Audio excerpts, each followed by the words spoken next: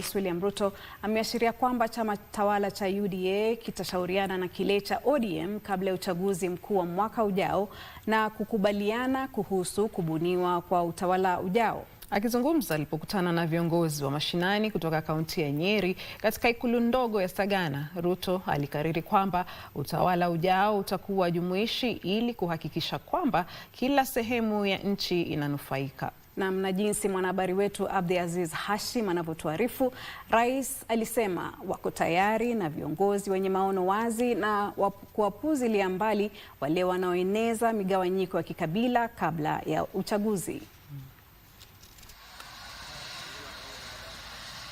Siku chache baada ya kuzuru eneo la Mlima Kenya wakati wa kusambaza pesa za mpango wa Nyota, rais aliandamana na viongozi na maafisa wa serikali wanaotoka kwenye eneo hilo, ambapo alikita kambi katika ikulu ndogo ya Sagana ambako alikutana na maafisa 17,341 wa UDA wa vituo vya kupigia kura kutoka kaunti ya Nyeri kufuatia kuhitimishwa kwa uchaguzi wa mashinani wa chama cha UDA. Ni hapa ambapo rais aliashiria mpango wa utawala huo kuhusu kubuniwa kwa serikali ijayo. Chama ya UDA sasa tutaenda kuketi chini na chama ya ODM, tupangane. Haya, kujeni hapa tupange, tutengeneze serikali, Kenya isonge mbele. Kwani shida iko wapi?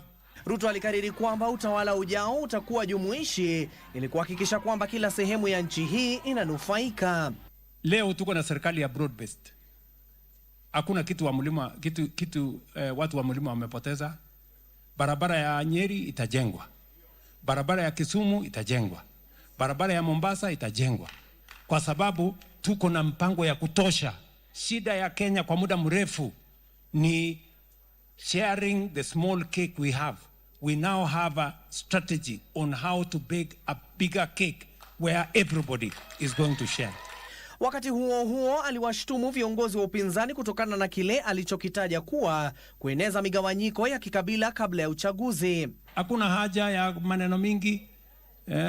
Usijue nini wanafikiri watafute watu ya kutisha. Sisi hatuwezi kutishwa na kelele na sarakazi na vitimbi. Hapana, we are focused. Kiongozi wa taifa aliwahimiza wakazi wa eneo la Mlima Kenya wapuuze wakosoaji wa serikali anaosema kuwa wanajaribu kuleta migawanyiko. Na mimi sio mtu ambaye nimeharibu nafasi yenu. Mimi sijaharibu kura zenu. Mimi sijaharibu nafasi mmenipatia. Yale mambo yote nimesema hapa mnaweza kudhibitisha. Because it is only through a national political party like UDA, Your Excellency, that will not only guarantee and to underwrite the development that we are rolling out across our nation. Tuendelee, tuchunge serikali ambao ni ya UDA. Serikali ambao tulichagua wenyewe, tungangane nayo, itutendee kazi, tukiendelea mbele. Your Excellency, the journey to Singapore, watu wa Nyeri na viongozi wa Nyeri wamesema tuandamane, twende Singapore pamoja.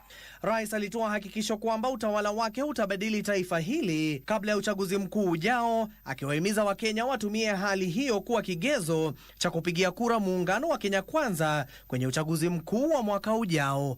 Abdiaziz Hashim, Dira ya Magwiji.